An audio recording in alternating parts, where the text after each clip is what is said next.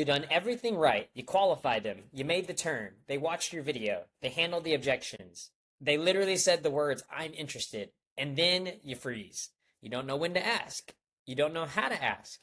You're sitting there at the finish line with your fingers hovering over the keyboard and you're thinking, what if I sound too pushy? What if they end up backing out? What if I end up sending the link too early? What if I send it too late? So you do one of two things. You either get aggressive and too salesy and you chase them off, or you keep selling past the point of the close, giving them more reasons to buy when they've already decided that they want to, and you accidentally talk them out of it, right? Both ways are wrong. Both are killing your conversion rate right now in the conversations that you're having while you're watching this, okay? So here's exactly what I'm going to give you in the next 18 minutes. Number one, I'm going to show you the 3 signals that tell a prospect is ready to buy so you can stop guessing and start closing at the right moment. Miss these and you keep selling past the. Number 2, I'm going to give you the one question to ask before you drop the link. We call it the double confirmation. This single move increases your close chance by 20 to 30% by catching the hidden concern that would have turned into a ghost. One question, word for word, you're going to use it today. Number 3, I'm going to show you the 2 different ways to ask for the sale, direct and indirect, and how to know which one to use based on which prospect. Get this wrong and you're going to sound pushy or wishy-washy. Get it right and you're going to sound very natural. Okay. Number 4, I'm going to give you the bridge or the one sentence that goes between yes and the link. Most people skip this and the close feels kind of jarring, right? But with it, the close feels smooth. And number 5, I'm going to show you exactly what to do after they say yes, including the specific check-in text to send when they got the link but haven't paid yet. Not just like a hey, checking in desperation text, right? But like the one that actually saves the sale. So by the end of this, the close is going to feel like this. Someone says, I'm interested. You ask one question, they confirm. You drop the link, they pay, 90 seconds, and they thank you afterwards. No pressure, no following up, no chasing. No, did you see my message? Desperation, just clean. That's what's on the other side of this video. Okay. Before I show you the exact words, you have to understand why most people choke up at the close. And because if you don't know what's actually stopping people from asking, you're going to keep stopping yourself every single time. So pay attention. This is a lesson that turns interest into income. Cool. Let's get into it. Okay. The title of today's presentation is How to Close Without Being Closey. Right? The close should feel like a formality, not a pitch, right? So meaning that it should feel like an organic, like natural part of the process. Them moving forward with the next step, right? It shouldn't feel like you like forcing someone to actually like move forward. And that's what I mean by a pitch, right? So the mindset shift we want to go with here is number 1, the close isn't a different conversation, right? It's the exact same one you've been having, same tone, same energy, just one more question, and it's the next step, right? And so like a lot of people, they end up freezing up when it comes to, asking for money, getting people to move forward, different things like that, right? So we're going to go over a couple of different strategies that are more direct or, indirect. There are a bunch of different ways you can kind of push people in the right direction to get them moving, right? We're going to talk about some of that. Cool. Okay, so let's go with the dating example because you guys know I love dating examples, right? So you've been on 5 dates and now you got to ask the question, are we exclusive, right? And the only reason that this moment feels hard is because you treat it like a different conversation than one you already been having, right?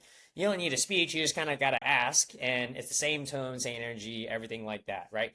The setup is the relationship, the close is just asking, right? The next step. So the Lululemon effect, right? Nobody sold you anything, right? Think about Lululemon, right? You think about like all like how much money they make as a conglomerate, right? Nobody actually sold you anything, right? They just made it easy to buy what you already wanted, right? And that's what closing should feel like, right? It should feel like people already want the thing, and then you're just making it easier, as allowing them to go through the buying experience in a simpler way. That is a big aspect of how do you know if your offer is working really well, right? It almost does feel like a retail experience, right? Where people come in and the offer is good, so think about like when you go to like a luxury store, right? You go to like a luxury store, you go in there, right? The person does not walk up to you immediately whenever you like walk in that place, right? They're not really bugging you or anything like that, right? They kind of let you walk in, let you go look around, they do your thing, right? And then nobody has to hard sell you on like a Gucci bag, right? It's like either you want the Gucci bag, you can afford the Gucci bag, and you know what I mean? Like it's pretty much cut and dry. Like they may ask some questions about like some very brief level questions, but like ultimately, like they just made it very easy for you to buy, basically, right? And that's what closing should really feel like, right? Like you should have something that people want to buy. You should have something to offer that people want to buy, and then you should make it easy for people to buy it. Okay. So people already want to buy stuff, like just talked about, right? But you're just clarifying their actual decisions, not convincing, not persuading, just removing obstacles and make sure that they fully understand exactly what it is that they're getting and what they want, right? Why people freeze? Two reasons, right? They don't know when to actually ask for the sale, and they don't know how to actually ask for the sale, right? So when and how. And so when they keep selling past the sale or they never ask at all, both end up losing the deal either way. So the closing checklist, right? So there must be three things that are true before you should ask, right? Number one, they've seen the offer. Number two, their questions are answered. And then number three is that they've confirmed understanding. And really, it should be flipped on the last two, right? It should be they've seen the offer, they confirm that they understand the offer, and then we answer their questions, right? If those things are true, then we can start to move that conversation forward to the next thing. Right. And then here's some buying signals. So to me, like these are like questions that people fire off immediately after that they see an offer. And that is what tells us immediately that, hey, this person is trying to like buy, right? This person is trying to like transact with us. We need to do something about it. So what are some buying signals? So if they ever say anything like, how quickly can I get access? That's a buying signal, right? They're already like mentally thinking, okay, I can get in this program and I can get started at what time, right? Number two, what are the payment options? The payment options, so if they're asking about like payment options, they're meaning they're trying to figure out if there's ways they can fit it in their budget, stuff like that, right? So that's usually a really good buying indicator, especially if it's right after they see the offer. Number three, what happens after I sign up, right? So they're trying to figure out like what are the next steps, what's onboarding look like, all that stuff, right? And then quick enthusiastic replies, short excited messages or green lights, right? Don't keep selling, but these are buying signals, right? These are times in which we should clarify and then move them forward, right? So how quickly can I get access? And we should answer the question and be like, hey, you get access, basically as soon as you complete the sign up, and we'll get you in a Facebook group and stuff like that. Does that make sense? Or does that clear things up? They're like, yeah, awesome. Are you ready to get started? Right? So you notice I went for the sale immediately after, right? And we're going to go into like different ways to ask for the sale as well, right? So reading the signals, right? To go back to a dating example, right? So how do I tell if someone is interested in me or if they're, a lot of guys can't tell. So is she texting first, making plans? Has she met your friends, right? If you're still asking, does she like me, quote unquote, you're missing it, right? The signals are really loud. You're not listening. The same are in sales, right? When they ask how fast they can start, they're not objecting. They're telling you that they're ready. So stop pitching, start closing, and start paying attention. Okay. Once they're ready, stop talking. The biggest mistake is selling past the sale. If they're ready to pay, go ahead and let them pay. Right. So selling past the sale, how that applies to dating. Right. So she said yes, and you keep pitching yourself. So I have a great job. I'm good with money. I get along with my mom. I'm thinking of moving to a bigger place. She already said yes to the date, or you already said yes to hanging, whatever it is, the outcome it is that you're trying to get with this scenario, right? So just stop talking. You won. And then every additional sentence that's trying to reinforce that is just another chance to lose it, right? Same in sales. They said yes, drop the link, shut up, right? In this case, you got the girl's number, leave it go, right? And go ahead and set the date and go to the next thing. So anyway, continuing the move, right? So once they say I'm in, this is really, really key, right? So a lot of people, once they see the words I'm in, they get really trigger happy and they start firing off order links, right? And actually, I found that to be a terrible way to make sales because you're not sure if they're fully in yet, right? They might be in, but they might be in and have questions. But if they say I'm in and you just drop a payment link immediately afterwards, then usually what happens is sometimes they'll buy, but a lot of times they'll ghost you. So the most important thing is to do what we call the double confirmation when they say I'm in. So before you just drop the link, you're going to ask a question first. Right. And so here's the same, how it applies to dating, right, is are we on the same page, right? Hey, we're on the same page, right? So before you ask her to be exclusive, you confirm alignment. It saves you 6 months of miscommunication where she thought you were casual, same energy in sales, right? Catches the hidden concern before it even shows up at a ghost. So what's the double confirmation in action, right? So they say, I'm in, let's do this. And then we say, awesome. Does everything about the process make sense? Or do you have any questions for me? Now, I would love to say that this is something that we just came up with right here, but this is actually the number one script that we use in the closing process. I've been using it for, years now. This is the literal first step, right? So we have to do this before we start going forward and dropping the payment links, different things like that, right? What we used to do is in those scenarios, we used to just drop a payment link. Problem with that was when we would do that, people would just ghost us and we wouldn't find out why. But then when we started doing this, we found out that people would, start telling us that they didn't understand certain things or they had questions about stuff and different things like that, right? So we want to make sure that we actually did our job before we just rush them to the sale, right? It's very easy for us to just be short-sighted and say, hey, let's drop a link and get them moving. But we can be more intelligent and approach it differently. So double confirmation, really important. 3 outcomes, right? There are 3 outcomes that are kind of coming out of this, right? So they're either going to say like, no questions, I'm ready. You're going to drop the link. That's it, right? Number 2, they're going to have questions, right? 90% of the time, right? You're going to keep answering them. And does that clear things up, clarify, and you're loop it till it's done, right? And then the last one could be payment options, right? They're trying to buy, but they can't afford the full payment. Maybe they need payment options, right? So this is the only 3 options or 3 questions you're really going to type of responses you're going to get based on all of that, right? So important rule. We're going to ask it once, right? Repeating, does everything make sense? Sounds like a bot. So you're only ask it once and then switch to regular questions after that. Okay. So there's 2 styles whenever we're going into the closing part. So this is like where we're actually asking for the sale. Okay. So there's a direct close and indirect close. And the most important thing is you're going to match their energy. And so that's going to be dependent on what type of person they are, right? So if they're really decisive, you can be a little more direct. And if they're a little more cautious, you can say, you can be a little more indirect, right? So match the person. So in dating, some people need, do you want to be exclusive? And then some people need, how do you feel about us? Right? So it's the same outcome, same package. The mistake is using the same style on everyone because a decisive person wants decisions, right? And a careful person wants to take their time. So make sure to read the room and apply the right dosage of words appropriately, right? So what does a direct close look like? So are you ready to get started? Ready to get the ball rolling? If everything makes sense, are you ready to do this? Right? So these are like direct ways to ask someone if they're ready to move forward, right? What's an indirect close? So would you be opposed to moving forward? Indirect close. Is there anything stopping you from moving forward? Indirect close. If you don't have any more questions, would you be more open to getting started?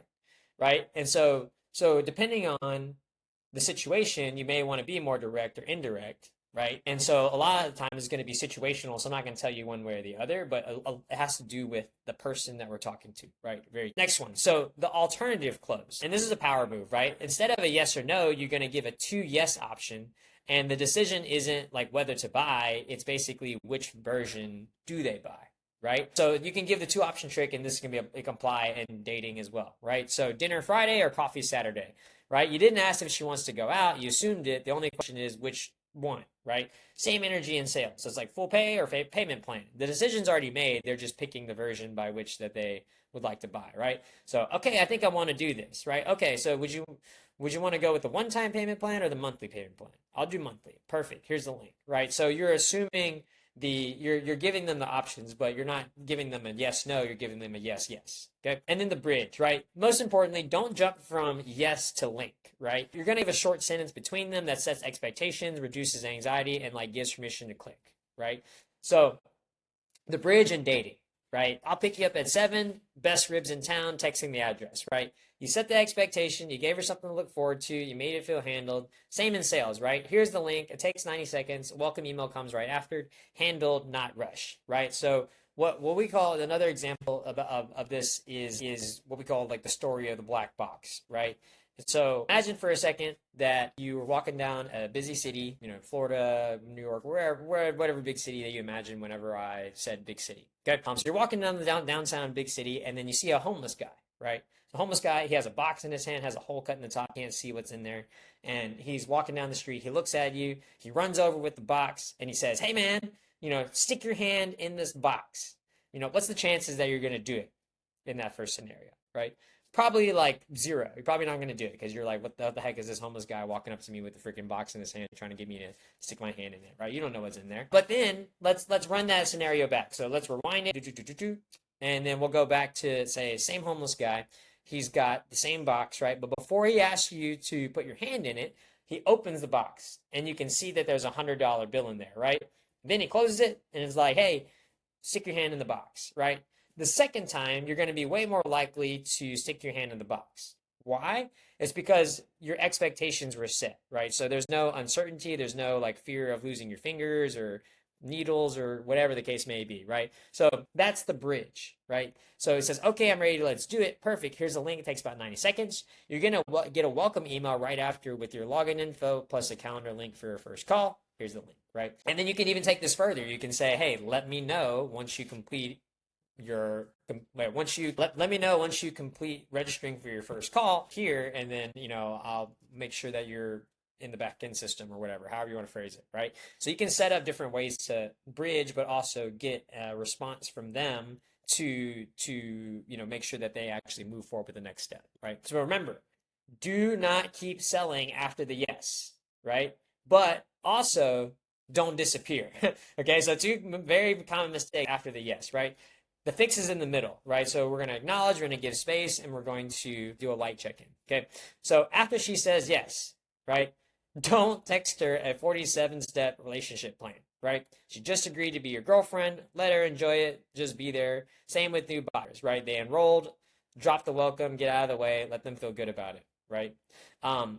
If they don't complete, right? So let's say they don't move forward with your link and the drop, everything like that, right? Don't send, quote unquote, just checking in. Okay, send something specific. Okay, give them a real reason to reply, not like a vague nudge. Okay, so the check-in test, just checking in, smiley face, right?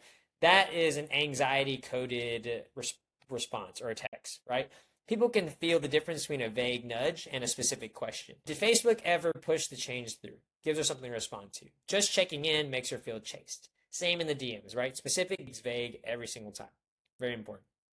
Hey, did the checkout page load okay for you? Sometimes the card form needs a refresh. Let me know if you need a different link. Oh, my card got declined. Let me try a different one. So this is a specific check-in, but this is also a combined specific check-in.